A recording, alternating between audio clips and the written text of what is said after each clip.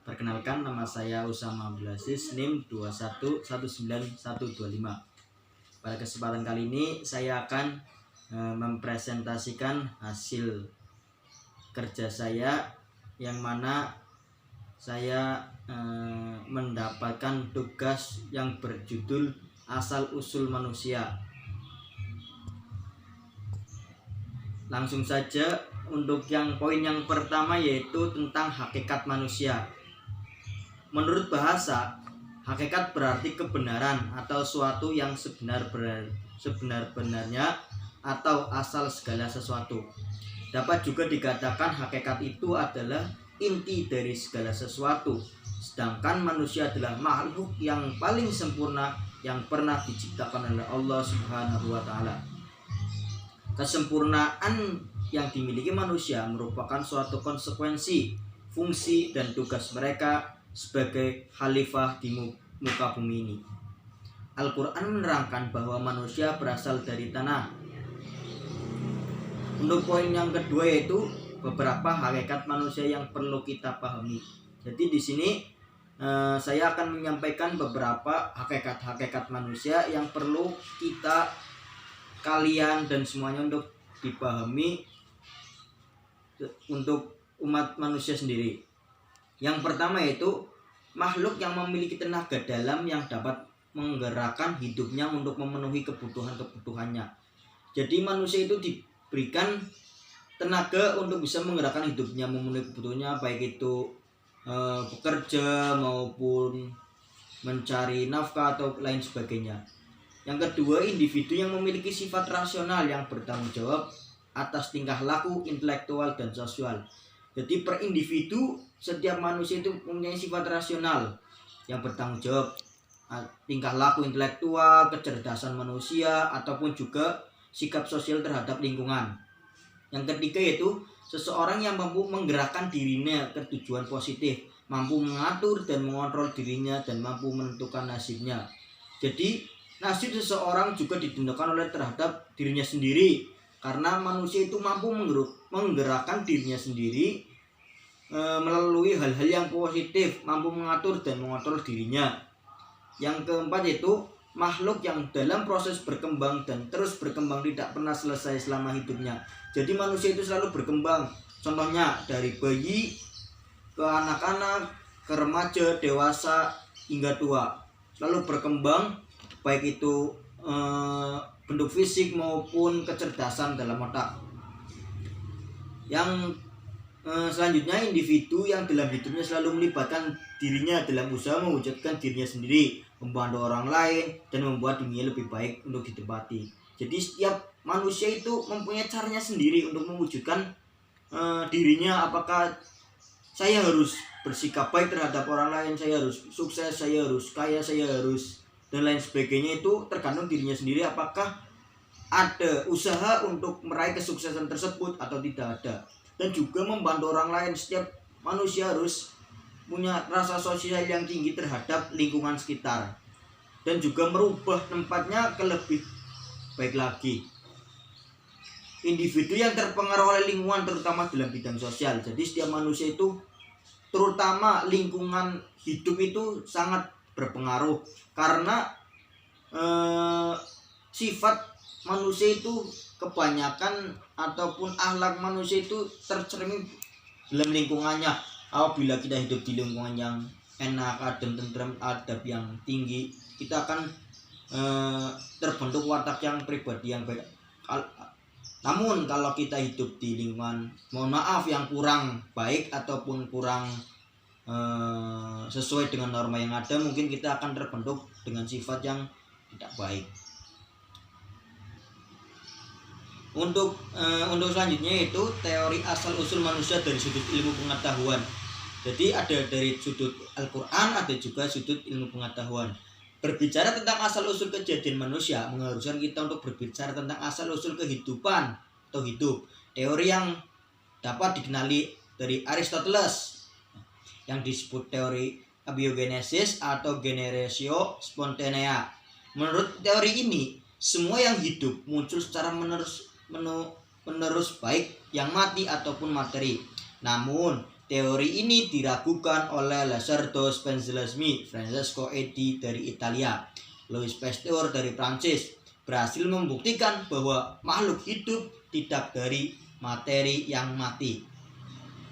Setelah itu muncul teori evolusi dari Charles Darwin, pada hakikatnya merupakan kelanjutan sahaja dari teori omni vivum ex vivo. Menurut Charles Robert Darwin, bahwa hewan, tumbuhan, dan juga manusia merupakan hasil perubahan evaluasi dari makhluk hidup yang sangat sederhana pada awal kehidupan bumi. Jadi menurut teori ini seperti yang kita ketahui, itu dari mulai kera hingga berevolusi seperti manusia, itu menurut yang di teori evolusi dari Charles Darwin. Teori ini menganggap bahwa manusia itu dulunya itu berasal dari kera, berevolusi akhirnya menjadi manusia yang sempurna. Itu menurut Charles Darwin, yang secara perlahan-lahan melalui proses penurunan atau modifikasi yang akhirnya berkembang jadi spesies organisme di muka bumi, termasuk di dalamnya adalah kejadian manusia.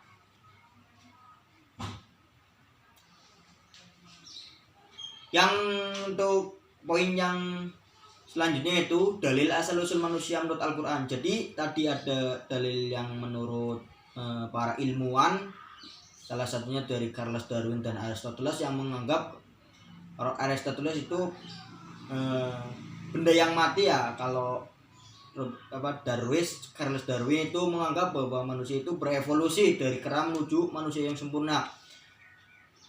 Hal ini, kejadian asal-usul manusia telah diterangkan dalam Al-Quran. Sudah jelas bahwa dalam Al-Quran proses asal-usul manusia dijelaskan secara terperinci melalui surat Al-Mu'minun ayat 12-14, yang artinya, dan sesungguhnya kami telah menciptakan manusia itu dari saripati, berasal dari tanah. Kemudian kami jadikan saripati itu air mani yang disimpan dalam tempat yang kokoh ataupun rahim.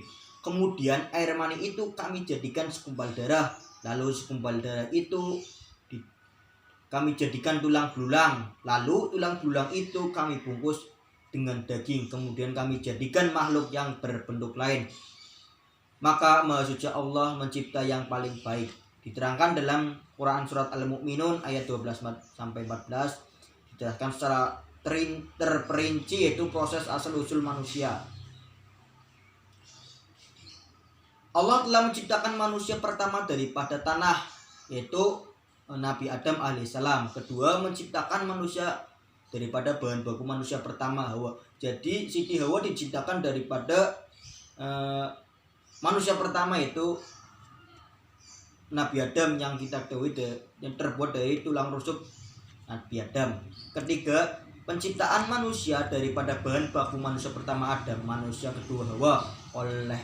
Karena itu kita sebagai anak cucu Adam berasa bangga karena kita ini daripada sebaik-baik kejadian dan lebih mulia daripada makhluk lainnya. Dan juga di dalam Al-Quran proses kejadian manusia secara biologis dijelaskan secara terperinci melalui firman-Nya. Dan sungguhnya kami telah menciptakan manusia itu dari saripati, ya, itu diciptakan dalam surat Al-Mu'minun. Yang terakhir, analisis introspeksi dari apa dan dari mana kita berasal. Introspeksi adalah proses pengamatan terhadap diri sendiri dan pengungkapan pemikiran dalam diri. Jadi yang namanya introspeksi diri, kita muhasabah diri, kita selalu introspeksi diri, ya, apapun kita, dari mana kita berasal, bahwa kembali lagi kita berasal dari tanah dan akan kembali lagi ke tanah. Itulah proses kehidupan manusia, diciptakan melalui tanah yang telah diterangkan dalam Al-Quran dan kembali lagi ke tanah. Itulah seharusnya kita mempunyai rasa introspeksi diri. Kita hanya manusia biasa dan akan kembali ke asalnya nanti. Menurut Imam Al-Ghazali yang dikutip dalam bukunya berjudul Rekonsiliasi Psikologi Sufistik dan Humanistik mengarang Abdul Hafiz, introspeksi diri merupakan upaya istiqomah istisan, merupakan pemeliharaan diri dengan berpegang teguh pada aturan-aturan syariat. Untuk kesimpulannya, yaitu manusia diciptakan Allah berasal dari saripati tanah, dan selanjutnya yang telah saya bahas tadi, dan perbedaan pendapat tentang apakah Adam diciptakan langsung atau melalui suatu proses tampaknya tidak akan ada ujungnya karena akan ada teguh pendirinya. Jadi antara teori ilmuwan dan para teori biologis yang lainnya dan juga yang diterangkan dalam Al-Quran, apabila masih ada perdebatan itu tidak akan ada habisnya.